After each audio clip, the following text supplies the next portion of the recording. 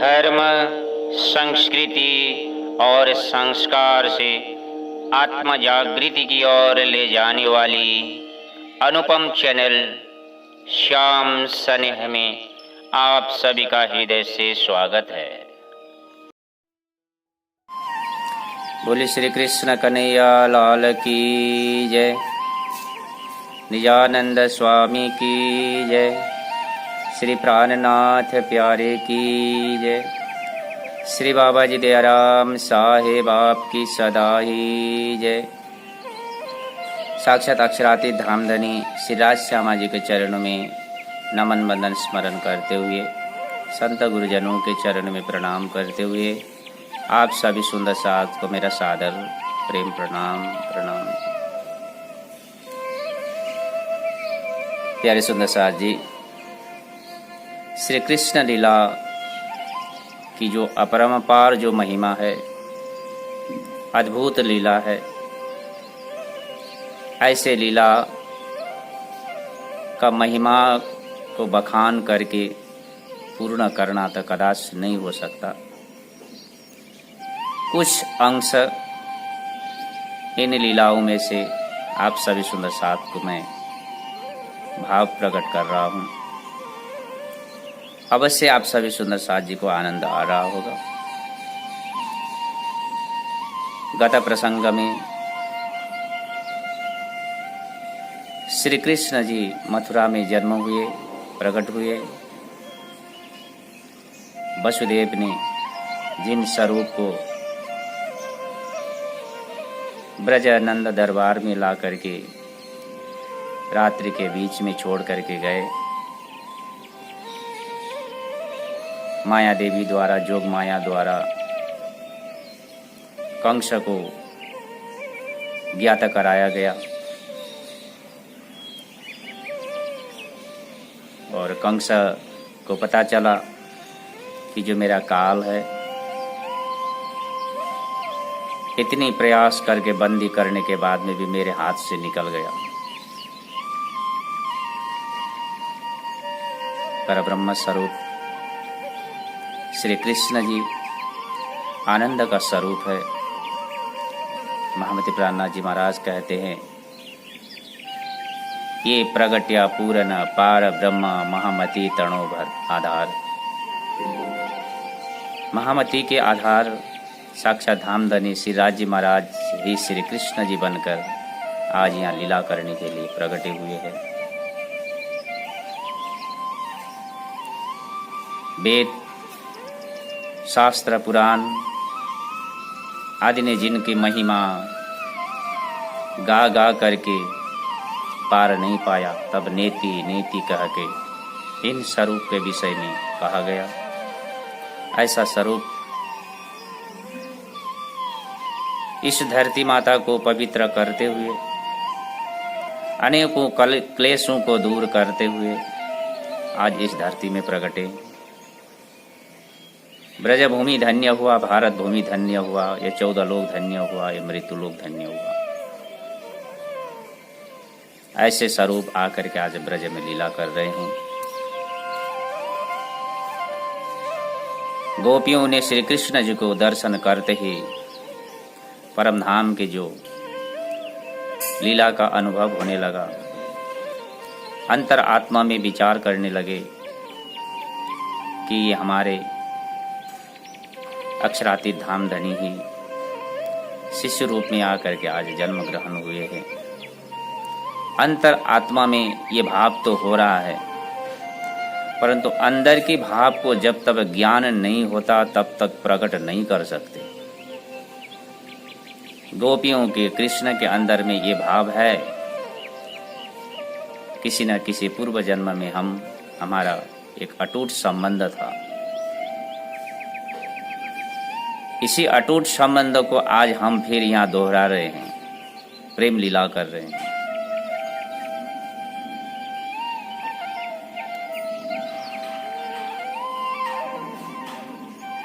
साथ में खेलते हुए गोपी कृष्ण इस संबंध को जाहिरी रूप से आज समझ नहीं पा रहे।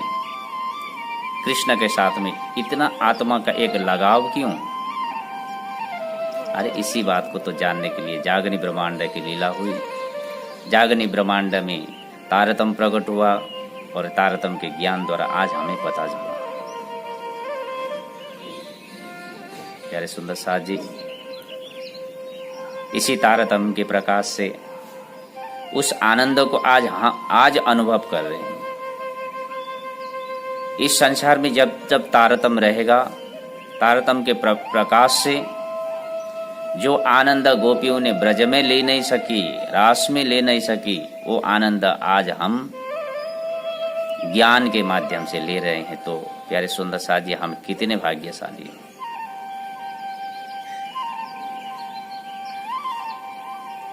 लीला के विषय में चलें। श्री कृष्ण जी जैसे गोकुल में आए, सुबह का समय, ब्रजवासियों को सबको पता चला। कहते सुबह सुबह नंद बाबा गौशाला में सेवा कर रहे थे। नंद बाबा का धर्म था प्रातः उठते ही स्नान आदि करके पवित्र होकर के गौ माता के चरण स्पर्श करते हुए गौ माता की सेवा करने चले जाते थे।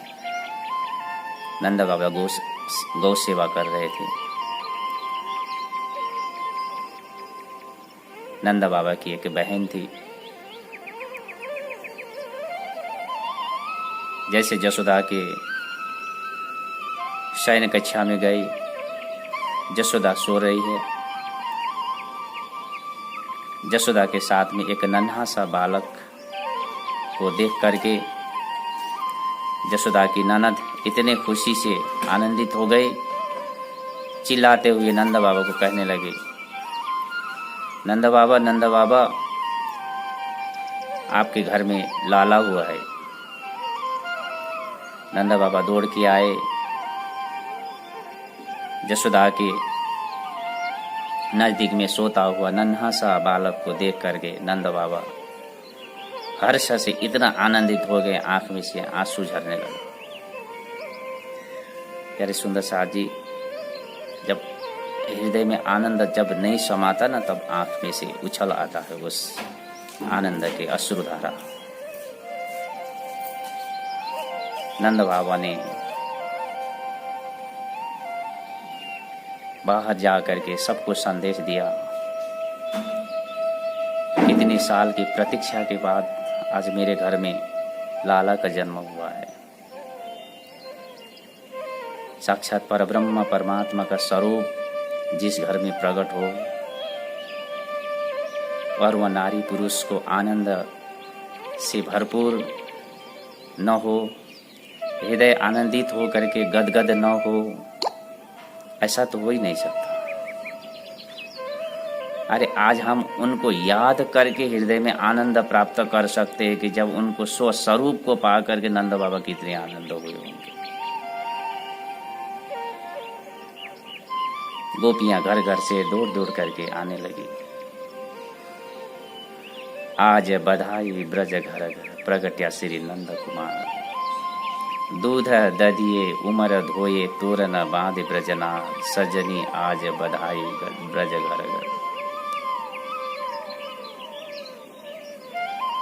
नंद बाबा के घर में तो स्वरूप प्रकट हुए, परंतु ब्रजवासियों के घर घर में ये आनंद का स्वरूप अनंत रूप से व्यापक हो गए। सबके घर में आनंद छा गया, ब्रज में ही आनंद छा गया। धूल अबीर आदि उड़ाते उड़ाते गोपियां इतनी आनंदित हो करके दूध दधी सिर में मटकी ले करके नंद द्वार में आ गए। सारे गोपियां एकत्र हो गए, ग्वाल बाल एकत्र हो गए। आज वह आनंद से झूम रहे, नाच रहे। नंद घर आनंद भयो जय कन्हैया लाल। कितना आनंद का घड़ी है ये।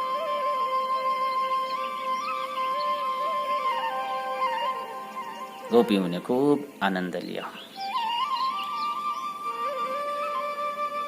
नंद बाबा ने आनंद से आज धन धान लुटा रहे हैं। किसको सोना, किसको रूपा, किसको गहना मोती मुक्ता गौ आदि दान कर रहे हैं। ब्राह्मण भाट चारण नंद दरबार में नंद राजा के घर में जब लाला हुआ बोल करके सुनते ही सभी दौड़ दौड़ के आए।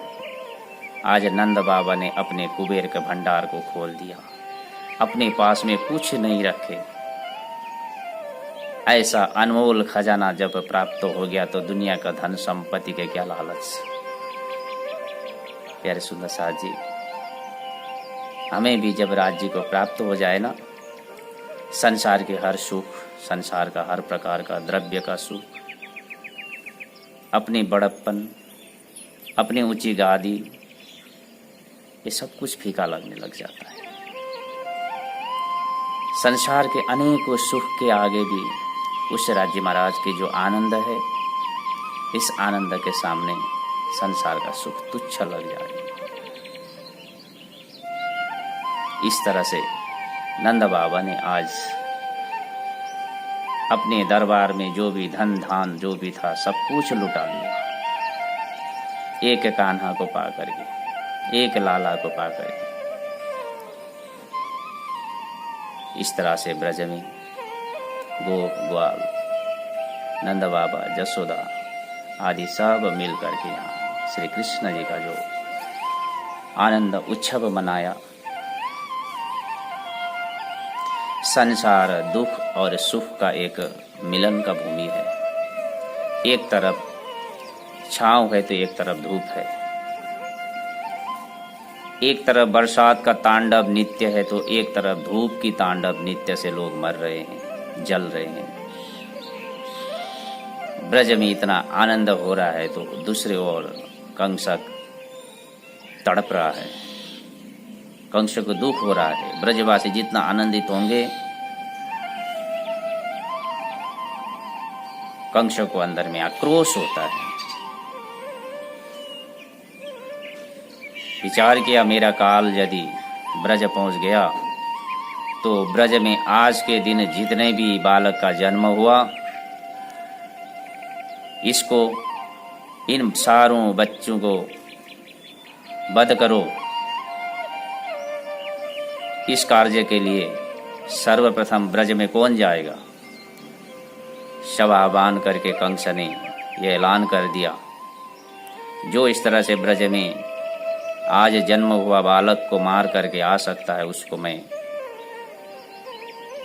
इनाम दूंगा। कंस के इस ऐलान को सुन करके पुतना खड़ी हुई। आप सभी सुंदर साथ को पता है, पुतना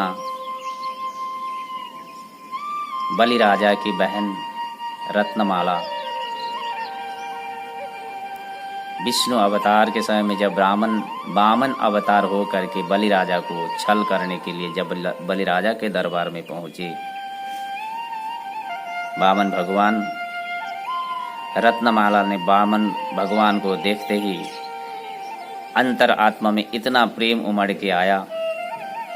छोटा सा बालक, स्त्री मन, मातृत्व का भाव जाग उठा। मेरा भी ऐसा ही एक सुंदर सा बालक होता तो मैं उसको गोद में खिलाता, स्तनपान कराता। ऐसे विचार करी। वो तो सारा जग का मालिक है, वो तो केवल बालक का रूप धारण करके आए हुए हैं। बलि राजा को 3 पग जमीन छल करके मांग लिया।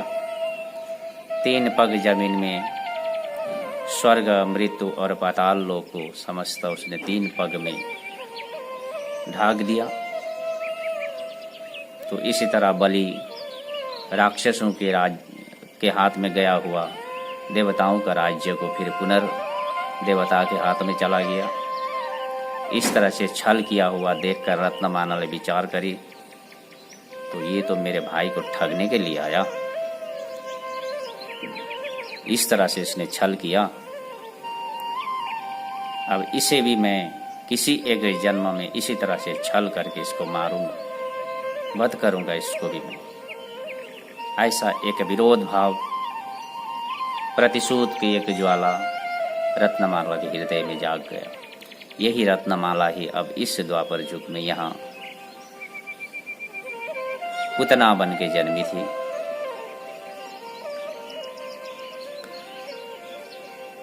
ये पूतना एक समय में पूतना और बकासुर ये दोनों बहन और भाई थे। किसी एक जगह में स्वच्छंद घुमा करते थे। उन लोगों को कोई डर नहीं था। हिंसक भाव से जीव को हत्या करना, इसी का ही भक्षण करना, ऐसा उनका परिपाटी था।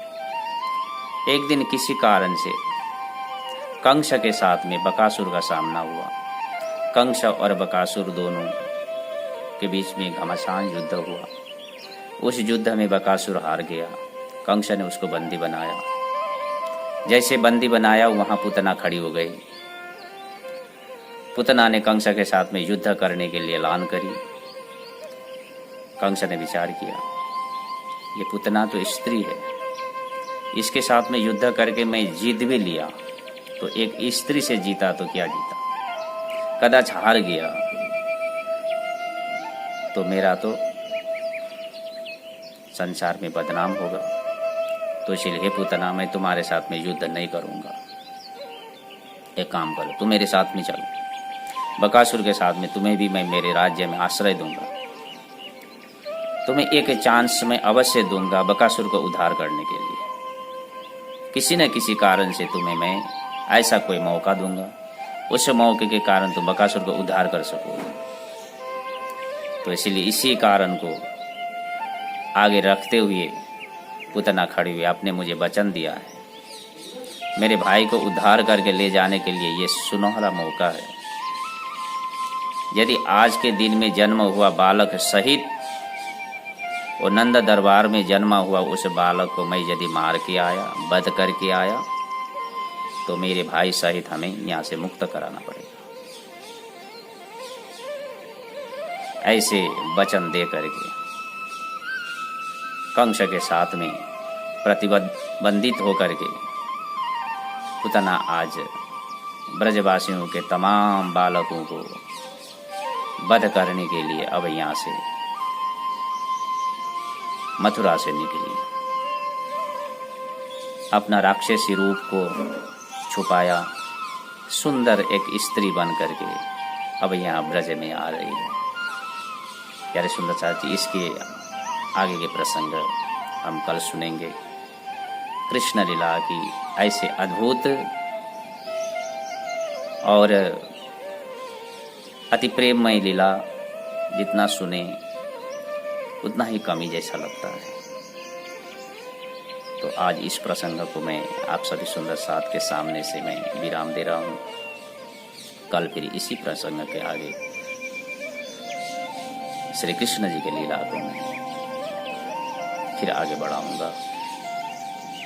इसी शुभ संदेश के साथ, बधाई के साथ आप सभी सुंदर साथ से मैं विदा ले रहा हूँ। बोलिए श्री कृष्ण कन्हैया लाल की जय। बाबा जी दया राम साहेब आपकी सदा ही जय। सर्व सुंदर साथ की जय। प्यारे सुंदर साथ जी, आप सभी को मेरा वीडियो, मेरे प्रवचन, भजन आदि सुनकर आनंद आ रहा है तो YouTube में जा करके सब्सक्राइब अवश्य कर दीजिए।